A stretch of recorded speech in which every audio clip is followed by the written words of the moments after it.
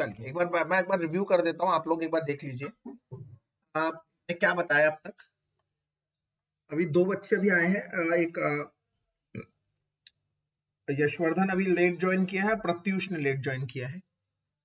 तो एक बार बता देते हैं बेटा, टीडी टर्म्स एंड कॉन्सेप्ट्स चल रहे थे हमारे, और टीडी टर्म्स एंड कॉन्सेप्ट्स में हम लोगों ने क्या कर लिया है? TD universe, TD properties, TD functions. अब हम शुरू कर रहे हैं टीडी प्रोसेस। टीडी प्रोसेस का मतलब क्या है कि जब कोई टीडी सिस्टम मतलब ऐसे था, कुछ उसमें प्रेशर था, कुछ वॉल्यूम था, कुछ भी था, और उसको चेंज करके दूसरे स्टेट में, एक जगह से दूसरे, एक स्टेट से दूसरे स्टेट में चेंज कर दिया आपने। तो एक स्टेट से दूसरे स्टेट में चेंज करते वक्त आपने जो जो कदम उठाए उसको हम क्या कहते हैं? प्रोसेस। जैसे चाय बनना एक प्रोसेस है यार। क्यों? क्योंकि शुरू में सिर्फ पानी होता है, चीनी होता है, दूध होता है, और बाद में जाकर चाय बन जाती है। तो शुरुआत में उनका इनिशियल स्टेज ऐसा था और फाइनल स्टेज ऐसा है। तो इस चेंज के दौरान जो जो कदम आपने उठाए, जो जो ऑपरेशंस लिए, जो जो चीजें आपने करी, वो कहलाता है process. So when the TD system changes from one state to another, then the operation, जो ऑपरेशन आप उठाते हैं, is called TD process. उसको TD process कहते हैं। तो 2 एग्जांपल मैंने अभी भी दिए, जैसे आइसोथर्मल प्रोसेस। आइसो मतलब होता है सेम, और थर्मल मतलब होता है टेम्परेचर। तो सेम टेम्परेचर का प्रोसेस, एक ऐसा प्रोसेस जिसमें टेम्परेचर को आपने सेम रखा है, टेम्परेचर को चेंज नहीं किया। ये हमने पिछले चैप्टर में बता चुके हैं। तो इफ टेम्परेचर रिमेन्स कांस्टेंट, अगर टेम्परेचर सेम रहता है तो उसे आइसोथर्मल प्रोसेस कहते हैं। एग्जांपल, सबसे बड़ा बॉयल्स लॉ, जिसमें शुरुआत में प्रेशर और वॉल्यूम मान लिया P1 V1 था, बाद में उसको चेंज करके P2 V2 कर दिया, बट कांस्टेंट रहा टेम्परेचर। तो ऐसे प्रोसेस, ऐसे जगह जहां पर आप टेम्परेचर को चेंज नहीं करते, टेम्परेचर रिमेन्स कांस्टेंट, उसे हम आइसोथर्मल प्रोसेस कहते हैं। और दूसरा क्या है? Isobaric process. आइसोबारिक मतलब जहां पर प्रेशर रिमेन्स कांस्टेंट, प्रेशर में कोई चेंज ऑब्जर्व नहीं किया जाता। When there is no changes observed in pressure, मतलब बाकी चीज चेंज हो जाती है बट प्रेशर चेंज नहीं होता, उसे आइसोबारिक प्रोसेस कहते हैं। Example, Charles law. Charles law में मान लिया शुरू में एक सिस्टम था जिसका वॉल्यूम V1 था और टेम्परेचर T1 था। आपने उसको चेंज करके, वॉल्यूम को चेंज करके V2 और टेम्परेचर को चेंज करके T2 बना दिया, बट इस दौरान आपने ये ध्यान रखा कि प्रेशर में कोई चेंज ना आए। तो इस तरह के प्रोसेस को, जहां पर आपने सिस्टम को एक तरीके से दूसरे तरीके में बदला बट एक चीज को आपने कांस्टेंट रखा, जो प्रेशर था, ऐसा थर्मोडायनेमिक सिस्टम आइसोबारिक प्रोसेस कहलाता है। क्या मेरी बात अब आपको समझ में आ गई है? बताइए। Okay, good. Yashvardhan, Pratyush, am I clear? हाँ जी बेटा, बताएं। अरे इससे हमें कुछ मतलब नहीं, इंटू इंटू क्या हो रहा है? हमने यहाँ पर इंटू इंटू नहीं करा। हमने मान लिया उसमें शुरू में वॉल्यूम V1 और T1 था, टेम्परेचर, बाद में उसके वॉल्यूम को V2 और टेम्परेचर को T2 बना दिया गया। अब वो कैसा इनवर्स है, डायरेक्ट रिलेशन, उससे हमें कोई वास्ता नहीं है, बट इस जगह से चेंज करके तुमने इस जगह में ले आए। मतलब शुरुआत में जो था, बाद में कुछ है, बट इस चेंज के दौरान आपने प्रेशर को कांस्टेंट रखा। इसीलिए पहले तो चेंज हुआ, तो एक थर्मोडायनेमिक प्रोसेस है, उस चेंज के दौरान प्रेशर कांस्टेंट रहा, तो इसलिए आइसोबारिक प्रोसेस है। अब बताइए, समझ में आया? ओके, आइए तीसरे प्रोसेस पर आते हैं। तीसरा प्रोसेस है आइसोकोरिक प्रोसेस। बताइए जरा, आइसोकोरिक प्रोसेस किसे कहते हैं? Yes, very good, very good. Iso मतलब होता है इट इज सेम, कोर मतलब होता है it is volume. So when volume remains constant, it will be isochoric process. No change in volume will be measured when volume remains constant, मतलब volume में कोई भी चेंज नहीं आ रहा। Delta V is equals to 0। Delta V मतलब क्या होता है? चेंज इन वॉल्यूम, वो 0 है। इधर क्या होगा? इधर delta P is equals to 0 होगा, change in pressure is equals to 0। यहां पर क्या होगा? यहां पर delta V is equals to 0 होगा, वॉल्यूम में कोई चेंज नहीं आएगा। ये तीन प्रोसेस अपने आप में बहुत इंपॉर्टेंट है। एग्जाम्पल कोई मुझे बता पाएगा क्या है? Yes, Gay Lussac law. Gay Lussac law, इसमें शुरू में एक सिस्टम था जिसमें प्रेशर था मान लीजिए P1 और टेम्परेचर था T2, और आपने उसको चेंज करके कुछ दूसरा प्रेशर P2 बना दिया, कुछ दूसरा टेम्परेचर T2 बना दिया, बट इस दौरान आपने ये बात ध्यान रखी कि उसका वॉल्यूम चेंज नहीं होना चाहिए, तो उसे कहते हैं आइसोकोरिक प्रोसेस। ये तीन प्रोसेस तो सबसे हिट है, हर बच्चे को जानने चाहिए। पर अब आते हैं कुछ नई बातें जो आपने एसओएम स्टेट्स ऑफ मैटर में नहीं पढ़ा, एडियाबैटिक प्रोसेस। बट ये चीज मैंने आपको इस चैप्टर में पढ़ा दी थी। कौन मुझे बता पाएगा एडियाबैटिक क्या है?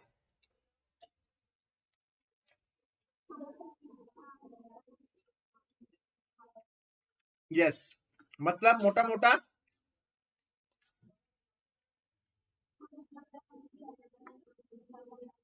Basically no exchange of heat, है ना? No exchange of heat takes place. No exchange of heat takes place between the system and the surrounding. Yes, good job. That is, उस सिस्टम को क्या कहते थे, याद करिए? Isolated system. और यहां पर Q कितना होगा? 0 होगा। 0 होगा, बिल्कुल सही। अच्छा, ये तो हो गए चार थर्मोडायनेमिक्स के। अब तीन सिंपल साइक्लिक प्रोसेस बताओ। साइक्लिक प्रोसेस किसे कहते हैं? दिमाग लगाओ। हाँ, बताइए।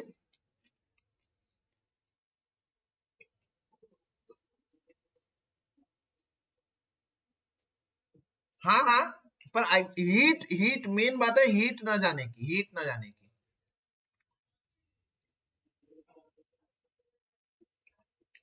चाय रखी है, मैंने बंद कर दी, चाय ठंडी तो हो रही है ना? Got it? तो याद करिए, उन दोनों की दीवारें डायथर्मिक थी। याद करिए, मैंने जो सिस्टम तीन तरह का बताया था ना, आभास, ओपन, क्लोज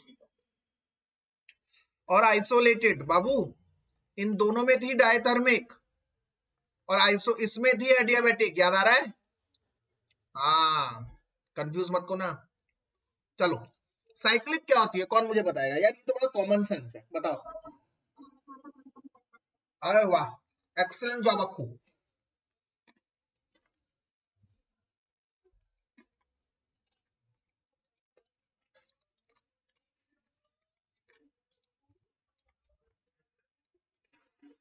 आपने यहां से शुरू किया चेंज करना, चेंज करके स्टेट, ये है स्टेट सिस्टम 1, चेंज करके सिस्टम 2 पे चेंज कर दिया, सिस्टम 3 चेंज किया, उसका स्टेट फिर एक बार चेंज कर दिया, वो सिस्टम 4 बन गया, फिर वापस चेंज करके सिस्टम 1 ले आए। तो जो इनिशियल था, जहां से शुरू हुए थे, वहीं पर आकर खत्म हो गए। तो जिस स्टेट से हमने शुरू किया था, और अगर वही स्टेट पे आके वापस खत्म हो गए, तो वो है cyclic process. When a system undergoes a number of different processes,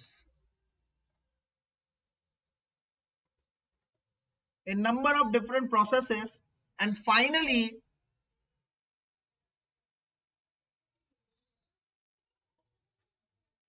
returns to its initial state, वापस वहीं पे आ जाए जहां से शुरू हुई थी बात, तो उसे हम कहते हैं साइक्लिक प्रोसेस।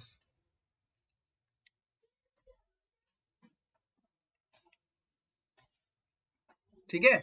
और अगली जो दो आ रही हैं, ये भी आप लोगों की जानी पहचानी आ रही है, रिवर्सिबल प्रोसेस, और आखिरी क्या है, इरिवर्सिबल। कौन मुझे बताएगा, बताइए रिवर्सिबल और इरिवर्सिबल के बारे में। यस, रिवर्स हो जाए, जैसे कोई एग्जांपल बता सकते हैं आप?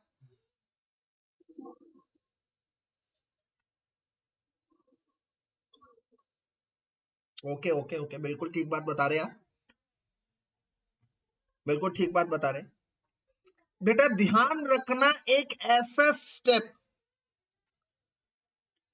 जैसे तुम चेंज कर रहे हो, ध्यान से देखना मेरी बात, अगर तुम चेंज कर रहे हो, एक चीज 100 पे है, एक चीज 1 पे था, उसे चेंज करके 2 पे बनाया, चेंज करके 3 पे बनाया, चेंज करके 4 पे बनाया, ऐसे करते करते बहुत सारे छोटे छोटे स्टेप से आपने उसको 100 तक बनाया। हर बार आप एक छोटा चेंज करते हैं, छोटा चेंज, आगे बढ़ने के लिए छोटा चेंज करते हैं, हर बार आगे बढ़ने के लिए आप एक छोटा चेंज करते हैं, इतना छोटा चेंज कि वो पीछे भी आ सके, किसी भी समय पर, किसी भी समय पर पीछे आ सके, इतना छोटा चेंज आगे बढ़ते हैं।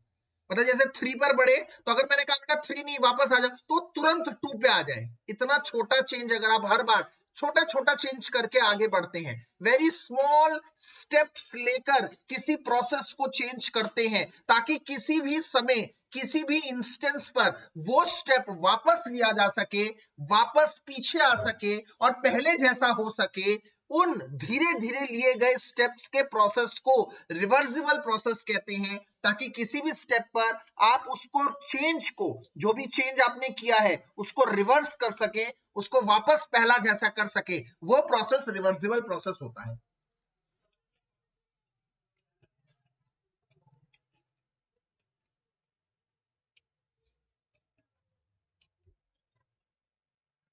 वहीं पर अगर मान लो 1 था, मैंने सीधे 10 कर दिया,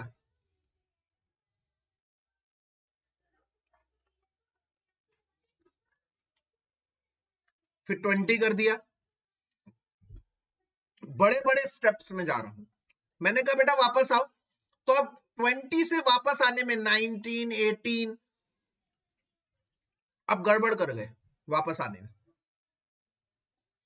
जब थोड़े थोड़े थोड़े थोड़े आगे बढ़ते हैं ना, मतलब ध्यान से देखो, ये पॉइंट है, फिर ये पॉइंट है, फिर ये पॉइंट है, ये पॉइंट, जब हम आगे बढ़ते हैं, आगे बढ़ते हैं, वापस जाना है, वापस चले जाते हैं, उसी रास्ते में वापस चले जाते हैं exactly.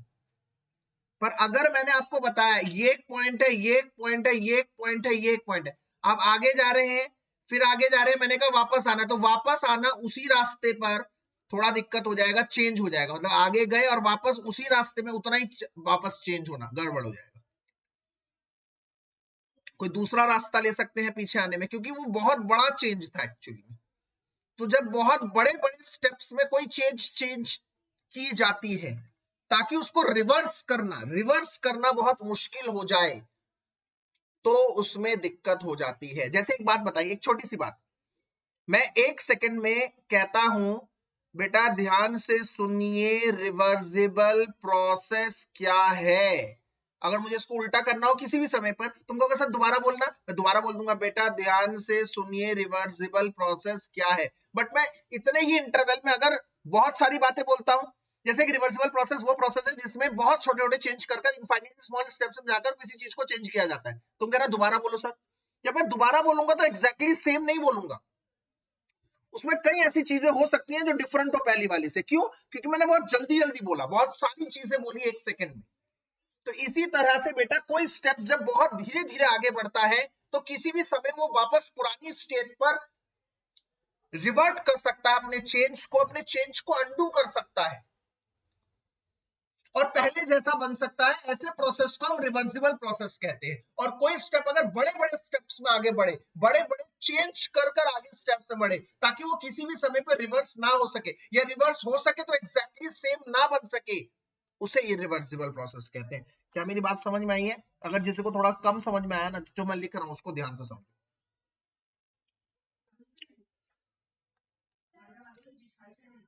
A process which occurs in infinite simile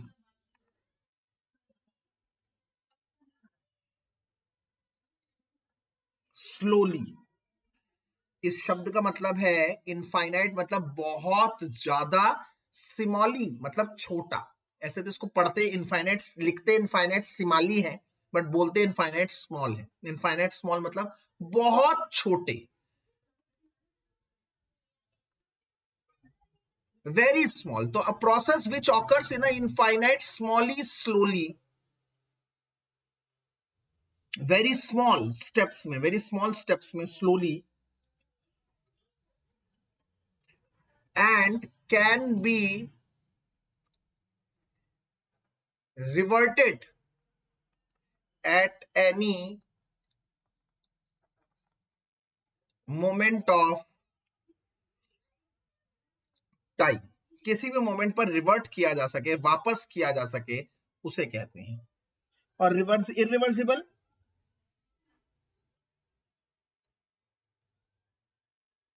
a process which occurs in large steps और सिंगल स्टेप, एक ही बारी में यहां से यहां, और in a single step, and can not be reverted मतलब वापस नहीं आ सकता, at any moment of time, उसे हम कहते हैं इरिवर्सिबल प्रोसेस। तो किसी समय पे वापस आ जाए रिवर्सिबल, किसी समय पे वापस ना आए इरिवर्सिबल। ये दो तरह के प्रोसेस होते हैं, रिवर्सिबल और इरिवर्सिबल, आप लोगों के सामने है। तो ये हो गए सारे टीडी प्रोसेस। टीडी प्रोसेस हो गए। टीडी प्रोसेस हम लोगों ने कितने तरह के करे, आइसोथर्मल, आइसोबारिक,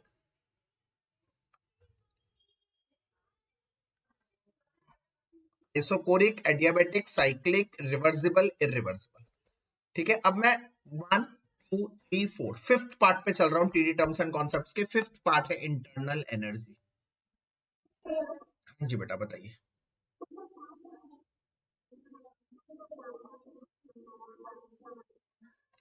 डेल्टा टी लिखा होगा मैंने गलती से, हाँ डेल्टा, सॉरी गलती से मैंने डेल्टा टी। टेम्परेचर है ना, तो ऑब्वियसली टेम्परेचर रिमेंस कांस्टेंट, इसमें डेल्टा भी है। इंटरनल एनर्जी अब नया कॉन्सेप्ट है बच्चों। इंटरनल एनर्जी क्या है? इंटरनल एनर्जी ये भी एक नया टीडी कॉन्सेप्ट है, इंटरनल एनर्जी। तो इंटरनल एनर्जी का मतलब है एक सिस्टम की वो तमाम एनर्जी जो उसके अंदर रिसाइड करती है, जब वो मोशन करे और जब वो मोशन ना करे इसके बावजूद। इसका मतलब, बेटा देख मेरी बात सुनो ध्यान से। एक होता है जो हम लोग करते हैं, सारा दिन मोशन करते हैं, और उस मोशन के दौरान हम लोग काफी सारी एनर्जी प्रोसेस करते हैं और कन्वर्ट भी करते हैं।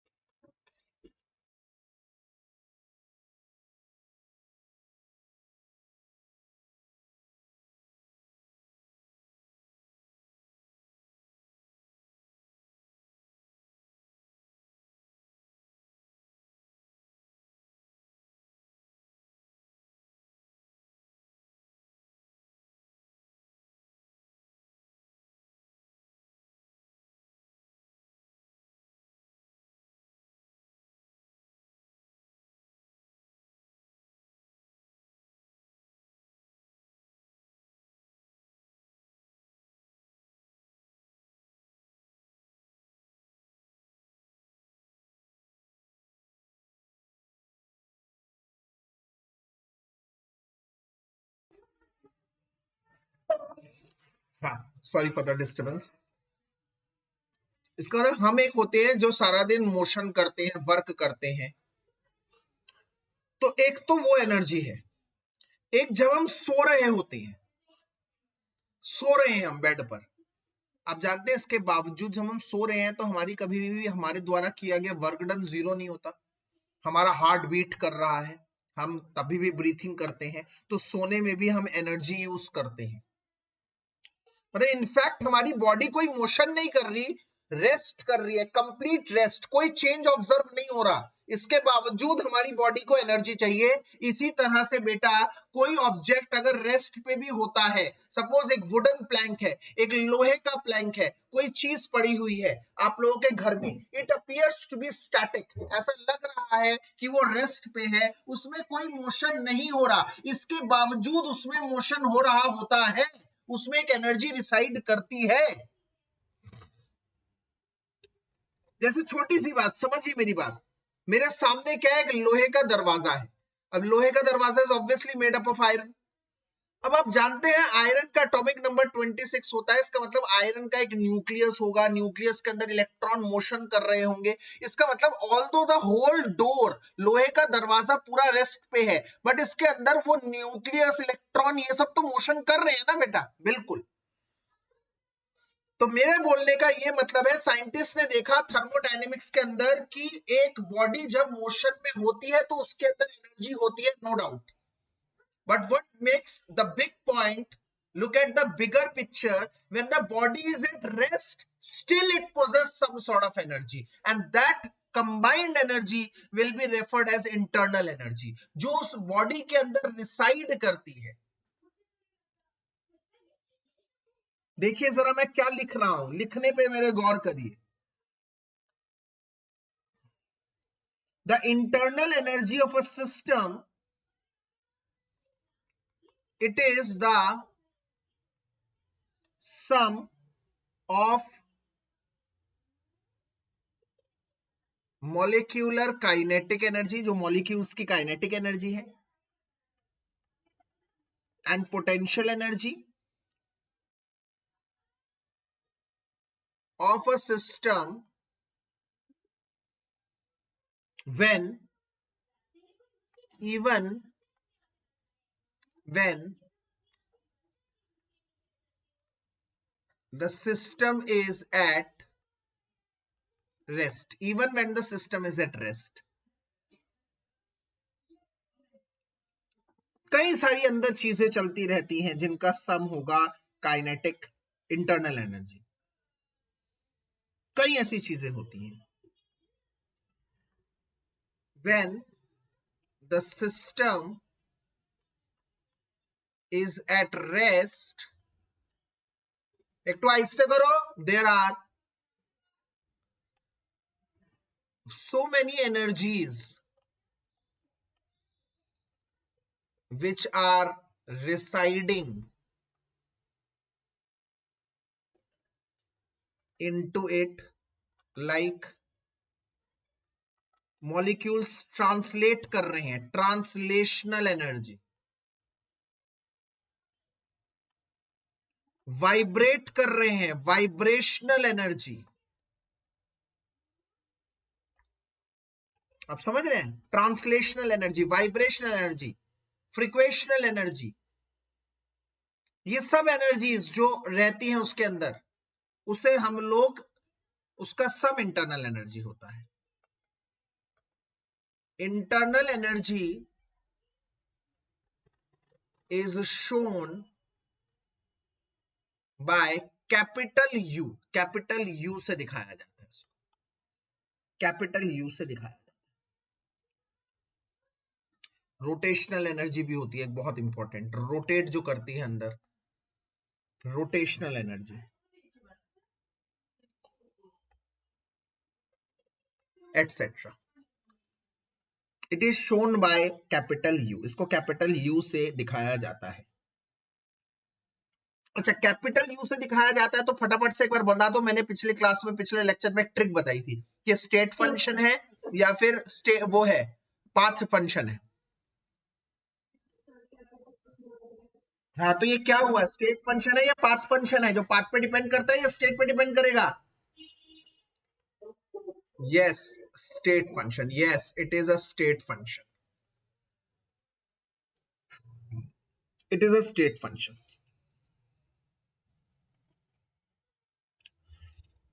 और यहीं से शुरू हुआ आप लोगों का फर्स्ट लॉ ऑफ थर्मोडायनेमिक्स। यहीं से शुरू हुआ आप लोगों का फर्स्ट लॉ ऑफ थर्मोडायनेमिक्स। आप कहेंगे सर जीरोथ लॉ पहले बताओ, जीरोथ लॉ ऑफ थर्मोडायनेमिक्स। बिल्कुल हम बताएंगे, जीरोथ लॉ अलग से बताएंगे, बट हम पहले अभी फर्स्ट लॉ बताएंगे, क्योंकि फर्स्ट लॉ का सीधा सीधा लेना देना है इस इंटरनल एनर्जी से। तो फर्स्ट लॉ ऑफ थर्मोडायनेमिक्स कहता है कि हम कभी भी किसी की इंटरनल एनर्जी को चेंज नहीं कर सकते। अगर उसकी इंटरनल एनर्जी U1 है तो वो U1 ही रहेगी, जब तक उसमें कोई वर्क डन नहीं किया जाता, जब तक उसमें कोई हीट नहीं दी जाती, तो वो कभी चेंज नहीं होगी। इसका मतलब मैं आपको बताता हूं। लेट इट बी, एक टेस्ट ट्यूब के अंदर मान लो एक थर्मोडायनेमिक सिस्टम पड़ा हुआ है, कुछ लिक्विड पड़ा हुआ है, कुछ केमिकल पड़ा हुआ है यार, वो मेरा सिस्टम है, थर्मोडायनेमिक सिस्टम है, उसकी इंटरनल एनर्जी U1 है। तो फर्स्ट लॉ ऑफ थर्मोडायनेमिक क्या कहता है, तो ये U1 ही रहेगी, इसको चेंज नहीं कर सकते। If it is U1 it will always be U1। मतलब इसके अंदर के मॉलिक्यूल का rotational energy, translational energy, vibrational energy, ये सब सेम रहेगा, इसको आप चेंज नहीं कर सकते, इसको आप चेंज नहीं कर सकते। हाँ चेंज कर सकते हैं, कब? अगर मैं इनकी इन वैल्यूज को चेंज करूं, इसमें कुछ वर्क डन करूं, इसमें कुछ हीट दूं, वर्क डन करूं, कुछ हीट दूं, तो इसकी इंटरनल एनर्जी U2 बन जाएगी, मतलब चेंज होगी। अगर शुरू में U इनिशियल है तो चेंज होकर U फाइनल होगी, बट अगर कोई वर्क डन नहीं करोगे, कोई हीट नहीं दोगे, it will always be U1, वो हमेशा U1 रहेगा। ये है फर्स्ट लॉ ऑफ थर्मोडायनेमिक। आप पता है जब मैं फर्स्ट लॉ ऑफ थर्मोडायनेमिक बच्चे को बताता हूं, इसके बाद बच्चों का रिएक्शन क्या होता है? ध्यान से सुनते रहिए बेटा। बच्चों का रिएक्शन होता है, सर ये कहीं सुना सुना लग रहा है यार, ये कहीं सुना सुना लग रहा है ये चीज, मतलब कहीं तो सुना है कि अगर वो U1 है तो U1 ही रहेगी, अगर मैं उसमें कोई वर्क डन ना करूं, कोई चेंज ना करूं, तो वो अगर U1 है तो U1 ही रहेगी। मतलब अपने आप वो सिस्टम का U1 कभी चेंज होकर U2 नहीं बन सकता। अपने आप वो सिस्टम कभी अपनी इंटरनल एनर्जी बढ़ा नहीं सकता, घटा नहीं सकता, मतलब अपनी इंटरनल एनर्जी वो कभी चेंज नहीं कर सकता, अपनी इंटरनल एनर्जी को वो कभी चेंज नहीं कर सकता। अगर वो U1 है तो वो U1 ही रहेगी। Neither it can create more energy by its own to become U2, so that its internal energy by increases अपने आप to U2, nor it can destroy some of its internal energy so that its internal energy decreases from U1 to U2. So neither it can create more internal energy nor it can destroy its own internal energy, so that the U1 will remain as U1. It will have no change till there is some sort of conversion, there is some sort of work done on it or work done by it. एक और बार सुनिएगा, एक और बार सुनिएगा, बहुत ध्यान से लीन हो जाइए, लीन हो जाइए, get into it, absorb it. First law of thermodynamic कहता है कि अगर किसी सिस्टम की इंटरनल एनर्जी U1 है तो भाई साहब वो U1 ही रहेगी, वो अपनी इंटरनल एनर्जी को U1 या फिर UI से बढ़ाकर U2 नहीं कर सकता, बढ़ा नहीं सकता, इसका मतलब अपने आप क्रिएट नहीं कर सकता, और ना ही उसकी इंटरनल एनर्जी घट के U3 बन जाएगी, ना ही वो घटा सकता है ना ही बढ़ा सकता है, अपने आप ना वो घटा सकता है। Neither it can create nor it can destroy, but it can convert U2 by doing some work, और if we are doing work onto it, या तो वो खुद काम कर रहा है या तो हम उससे काम करवा रहे हैं। दोनों सूरत हाल में ही एनर्जी कन्वर्ट करके U2 में आ सकता है। अपने आप वो क्रिएट नहीं कर सकता, अपने आप वो डिस्ट्रॉय नहीं कर सकता। अब जब मैं इतनी बात दोबारा से एलाबोरेट करके पूरा मैंने आप लोगों को समझाया, फिर बच्चे का दिमाग लगता है कहीं ना कहीं कि यार ये तो सुना हुआ है, कहीं पे तो सुना है, कहीं पे तो सुना है कि एनर्जी क्रिएट नहीं कर सकते, डिस्ट्रॉय नहीं कर सकते, आप इसको कन्वर्ट जरूर कर सकते हैं एक फॉर्म से दूसरे फॉर्म में। बताएंगे अब मुझे कहां सुना है आपने? बिल्कुल सही जवाब, 3 बच्चों ने मुझे बताया, बिल्कुल सही जवाब, law of conservation of energy. इसका मतलब कहीं ना कहीं आज हमने एक नई चीज सीखी क्या, कि थर्मोडायनेमिक का जो फर्स्ट लॉ है, TD first law, is directly connected with the law of conservation of energy. ठीक है, तो मैं क्या लिख रहा हूं ध्यान से देखिए।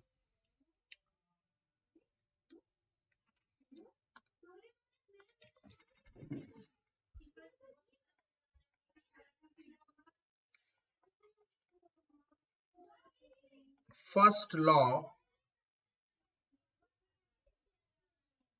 Of thermodynamics, TD first law of thermodynamics. ठीक है, TD first law of thermodynamics क्या कहता है? TD first law of thermodynamics, for a system, for a system, if it's for a system having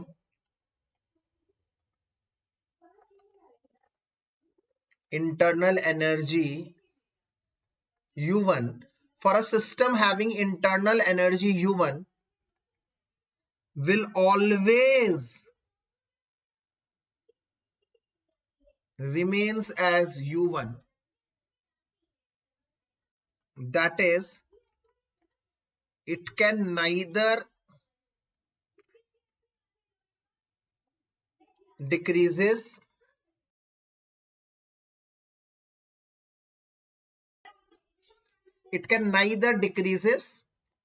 or increases its internal energy U by its own। इसका मतलब that is no creation और destruction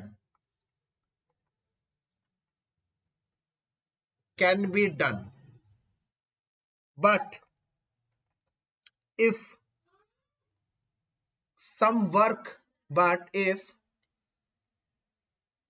work is done on the system or the system perform some work, या तो कुछ काम system पे करे या तो सिस्टम कुछ परफॉर्म करे, some work, only then its conversion of internal energy takes place। ठीक है, तो यू आई तब जाकर यू फाइनल बनेगा। It complies to law of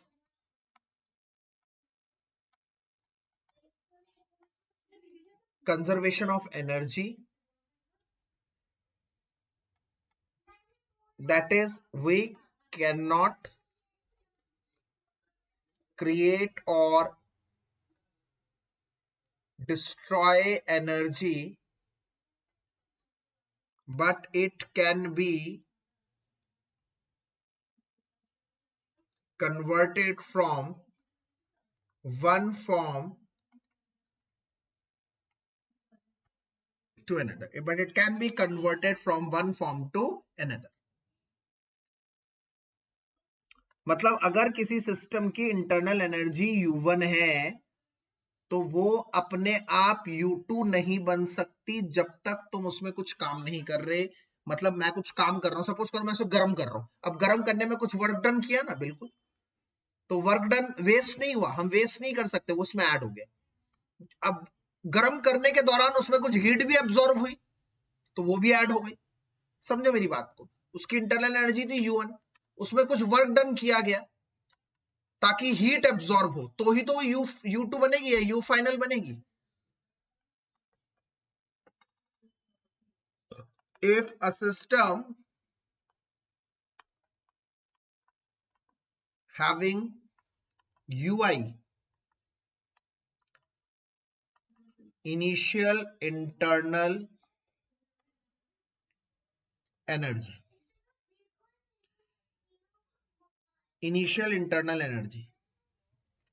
बेटा एक सेकेंड, जरा 1 मिनट होल्ड करिए।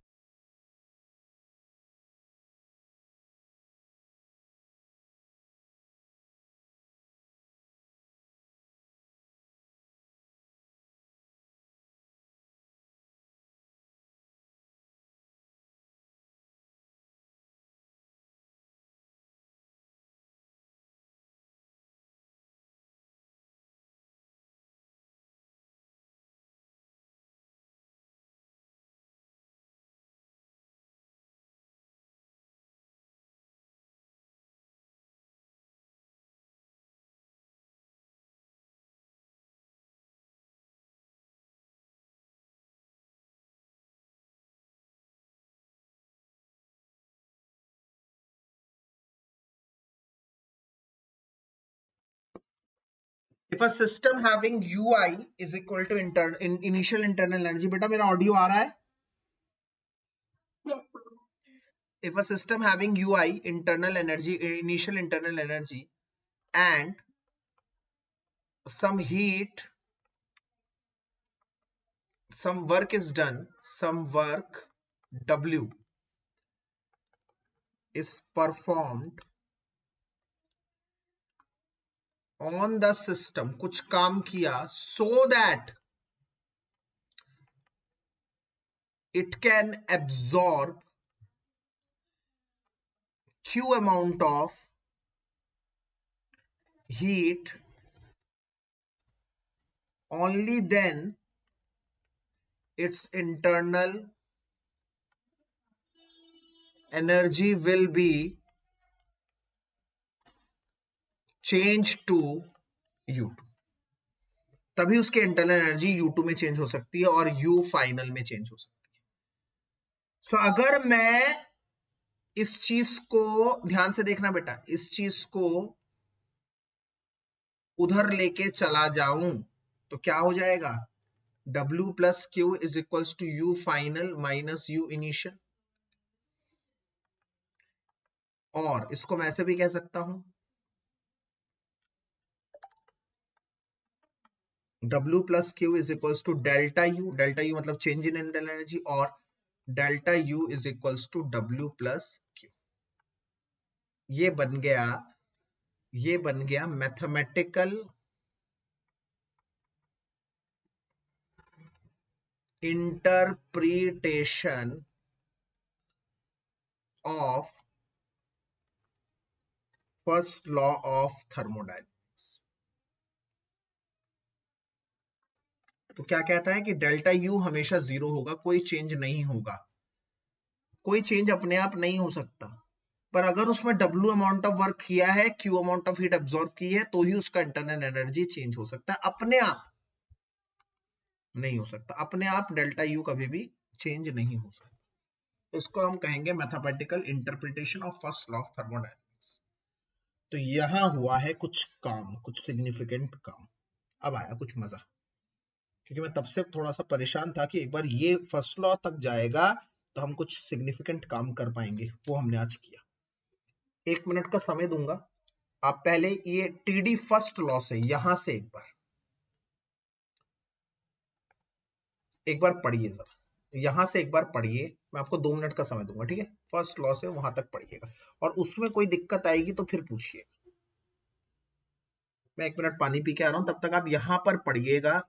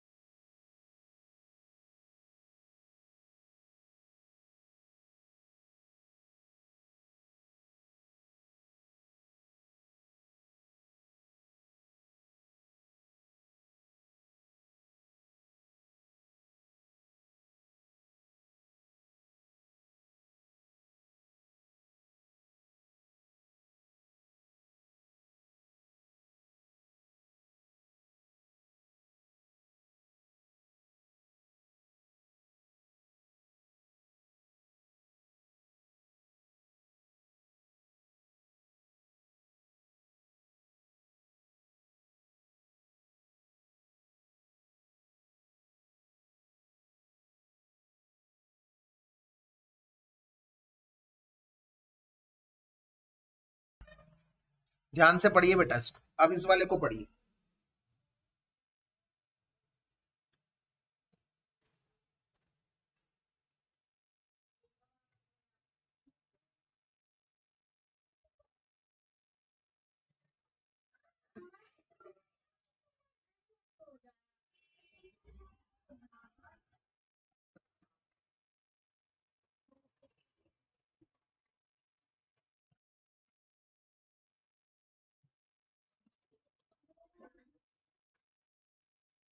अब बताइए क्या first law of thermodynamic clear है? क्या फर्स्ट लॉ ऑफ थर्मोडायनेमिक आप लोगों को समझ में आया? बहुत इजी है यार। It is just you know what we can say the law of conservation of energy. It is just the law of conservation of energy. Then energy can neither be created nor be destroyed, but yes, it can be transformed from one form to another. You can transform it, but you cannot change by its own.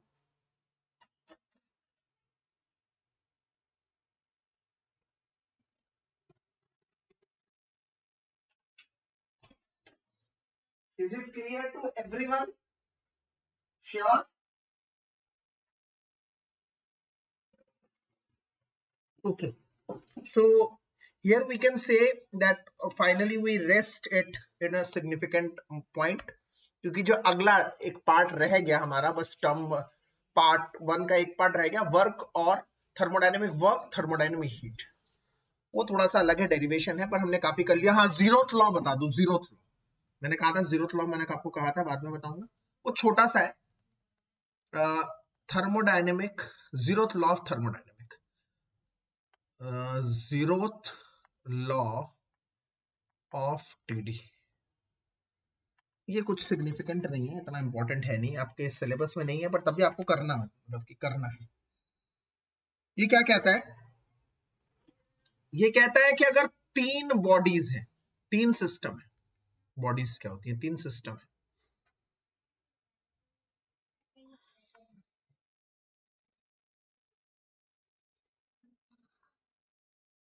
A thermodynamic system है, B एक system है, सी एक system है, और कह रहा है कि अगर ए और बी आपस में थर्मल इक्विलिब्रियम में, थर्मल इक्विलिब्रियम का मतलब होता है हीट का एक्सचेंज हो रहा है ए और बी में, और ए और सी भी आपस में थर्मल इक्विलिब्रियम में है। अगर एक कॉमन सिस्टम दो अलग अलग सिस्टम से थर्मल इक्विलिब्रियम में है, तो वो जो दो अलग अलग सिस्टम है वो भी आपस में थर्मल इक्विलिब्रियम में होंगे। ध्यान से मेरी बात सुनना। इसका मतलब जब एक हॉट बॉडी को गर्म पानी के उसको ठंडे पानी के साथ मिला दिया जाता है, तो क्या देखते हैं कि जो गर्म पानी था वो उसका टेम्परेचर कम हो गया और हॉट वाटर का टेम्परेचर ज्यादा हो गया। देखते हैं नहीं देखते? बोलिए। नहीं समझ में?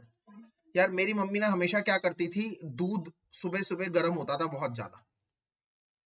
अब मैं हमेशा कहता था मम्मी ठंडा करो उसे फटाफट से, तो मम्मी क्या कहती थी, उस पूरे ग्लास को जिसमें दूध होता था उसको एक बाल्टी पानी में या फिर एक मग पानी में डाल देती थी। आप लोगों ने किसी की मदर ने ऐसा किया है क्या कभी?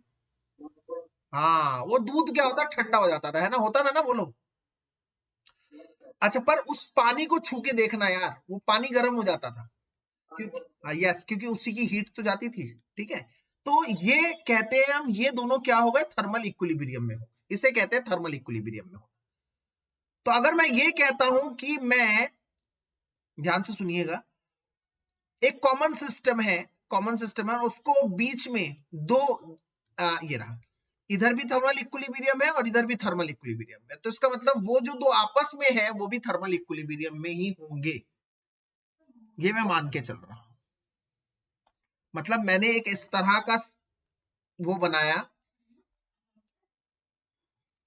एक इस तरह का अपैरेटस बनाया, इस तरह का डिवाइस बनाया, इस तरह का ये रहा।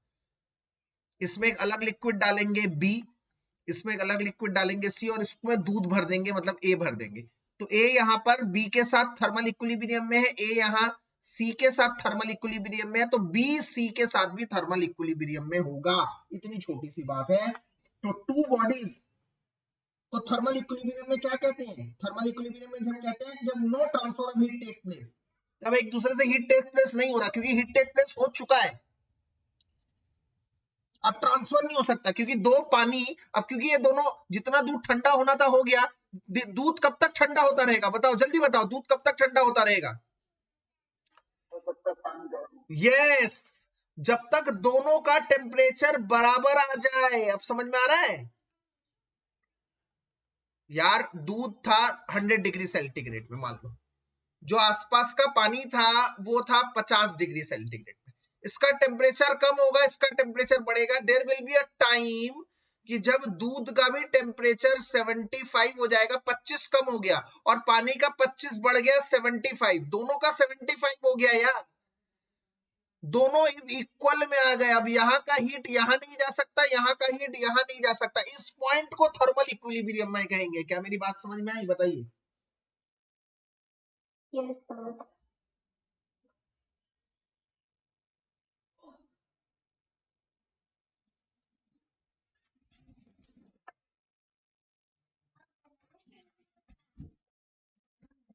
If 3 or more systems, if 3 or more systems are in thermal contact, are in thermal equilibrium,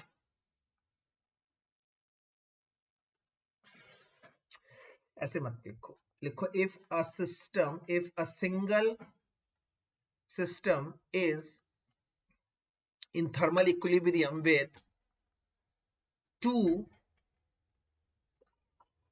different systems, then those two systems will also be in thermal equilibrium. वो सिस्टम भी आपस में थर्मल इक्विलिब्रियम में होंगे। बताइए भाई, समझ में आया क्या?